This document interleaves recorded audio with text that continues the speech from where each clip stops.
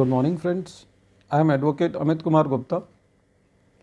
अपने income tax के cases की सीरीज़ में आज जो मैं केस आप लोगों के सामने डिस्कस करने जा रहा हूँ, उस केस का नाम है Shri Anant steel private limited versus income tax officer.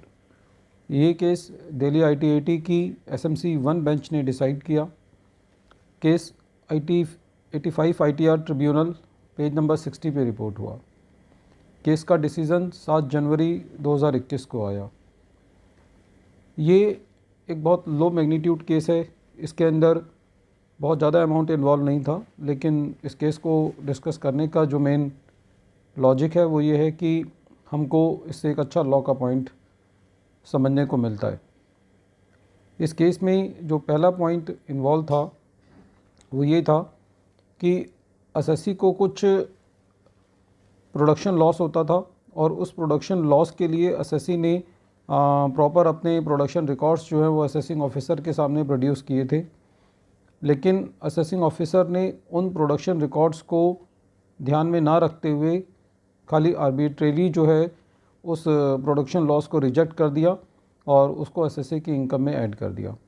दूसरा मैटर ये इन्वॉल्व था कि एसएससी ने कुछ अपने रिलेटिव से 3.5 लाख रुपए का अनसिक्योर्ड लोन लिया हुआ था, जिसके लिए एसएससी ने जिससे लोन लिया था उसके सारे क्रेडेंशियल एओ साहब को प्रोवाइड किए, उनकी बैलेंस शीट प्रोवाइड करी, उनकी बैंक स्टेटमेंट प्रोवाइड करी, लेकिन एओ ने उन किसी भी बात को कंसीडर नहीं किया और आर्बिट्रेरी जो है वो लोन को एसएससी की इनकम में ऐड कर दिया।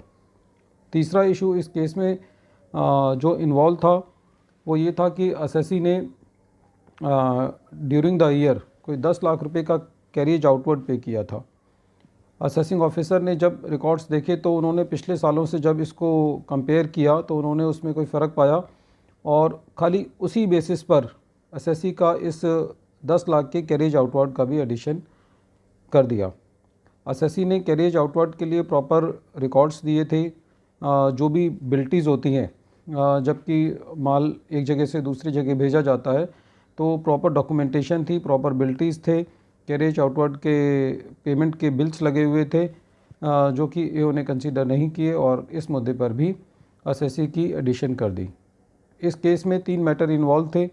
पहला प्रोडक्शन लॉस को था, दूसरा अनसिक्योर्ड लोन के लिए था 3.5 लाख का और 10 लाख के करीब जो है वो कैरेज आउटवर्ड का था। तीनों मैटर में एओ ने एडिशन किया।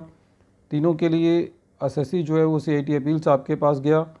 CIT अपील साहब ने एओ के ऑर्डर को अपेल्ड किया। बिल्कुल प्लेन ऑर्डर था, एज इट इज़ जो है वो एओ के ऑर्डर को उन्होंने मान्य रखा, इसलिए एसएससी को जो है वो ITAT के पास जाना पड़ा। फ्रेंड्स, मैं इस केस में ये कहना चाहता हूँ कि जनरली ये देखा गया है कि जब भी CIT अपील के पास मैटर जाता है तो maximum number of the cases में CIT अपील जो है वो एसएससी के रिप्लाइज़ को अपने पास रख लेते हैं और फिर बहुत 1 या 2 केसेस 3-4% केसेस में खाली ऐसा होता है कि वो एओ एसएससी के रिप्लाइज़ को कंसीडर करते हैं और एसएससी को CIT अपील लेवल पे कोई रिलीफ मिल पाता है। ये बड़े दुख की बात है कि वो लोग अपना कोई भी विवेक इस्तेमाल नहीं करते और खाली एओ के ऑर्डर को अपेल्ड करके उसको जो है आगे भेज दे जाना पड़ता है एसएससी को। तो ऐसा लगता है कि जो CIT अपील है वो डिपार्टमेंट का ही पार्ट है, उसका एपिलेटी अथॉरिटी का कोई रहने का औचित्य नहीं रह गया है। बहरहाल एसएससी जो है वो ITAT में गया और ITAT ने तीनों मैटर्स को बड़े ही सही तरीके से टेकअप किया और तीनों का फैसला एसएससी के फेवर में दिया। जहाँ तक कि प्रोडक्शन लॉस की बात थी तो प्रोडक्शन लॉस के लिए ITAT ने ये कहा कि एसएससी ने जो भी अपने प्रोडक्शन रिकॉर्ड्स प्रोड्यूस किए हैं उससे ये पता चलता है कि जो एसएससी को प्रोडक्शन लॉस हुआ है वो उन प्रोडक्शन रिकॉर्ड्स के मुताबिक हुआ है। ITAT ने यह भी अध्ययन किया कि जो प्रोडक्शन लॉस होता है वो फर्नेस टू फर्नेस पे डिपेंड करता है और क्योंकि जो हम माल यूज़ करते हैं प्रोडक्शन करते वक्त उस माल पे भी ये डिपेंड करता है कि कितना लॉस होगा। कोई स्टैंडर्ड नहीं होता कि लॉस कितना होगा, लेकिन इस केस में जो एसएससी ने रिकॉर्ड्स प्रोड्यूस किए थे उसके बिहाफ पे ऐसा लगता था कि एसएससी को जो जेन्युइन प्रोडक्शन लॉस हुआ है, इसीलिए ITAT ने प्रोडक्शन लॉस को कंसीडर करते हुए एसएससी की अपील जो है इस मैटर पे एक्सेप्ट करी। जहाँ तक कि अनसिक्योर्ड लोन्स के बारे में था तो उसके लिए भी एसएससी ने अपने सारे डॉक्यूमेंट सबमिट किए थे।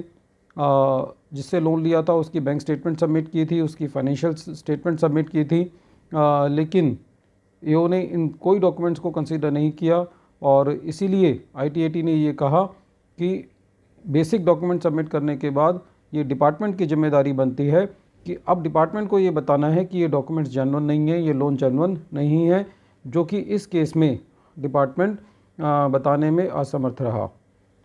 तीसरे मैटर पे अभी आईटीएटी ने एसएससी का फेवर किया और आईटीएटी ने ये कहा कि एसएससी जो है वो अपनी प्रॉपर बिल्स और वाउचर से सपोर्टेड है, प्रॉपर बिल्टीज़ लगी हुई हैं। खाली ये कहना कि ये खर्चा पिछले साल से कमेंसुरेट नहीं है और ये कह के उसको रिजेक्ट करना, उसको कंसिडर ना करना, ये लॉ के दायरे में नहीं आता और इसलिए आईटीएटी ने कैरिज आउटवर्ड के मैटर पे भी एसएससी के फेवर में अपना डिसीजन दिया। Friends, once again I am repeating the name of the case. The name of the case is Shri Anant Steel Private Limited versus Income Tax Officer, and this case has been reported in 85 ITR at page number 60. Friends, मैं अपनी पूरी कोशिश करता हूँ कि आप लोगों के सामने उन मैटर्स पे वीडियो बना पाऊँ जो कि हमारे डे टू डे रूटीन में आते हैं और कई बार तो खाली उनका मैग्नीट्यूड देख के एडिशंस का हम अपील में नहीं जाते। हम ये सोचते हैं कि इससे ज़्यादा तो हमको लिटिगेशन झेलनी पड़ेगी, लेकिन कई बार ऐसा होता है कि हमको खाली अपील में इसलिए जाना होता है कि यदि हम एक साल नहीं जाएंगे तो ये एडिशंस जो छोटे अमाउंट की होती हैं ये एसएससी के लिए प्रेसिडेंट बन जाती हैं। इसलिए उन प्रेसिडेंट्स को तोड़ने के लिए हमको जो है वो अपनी लड़ाई लड़नी होती है। Thank you friends, thank you.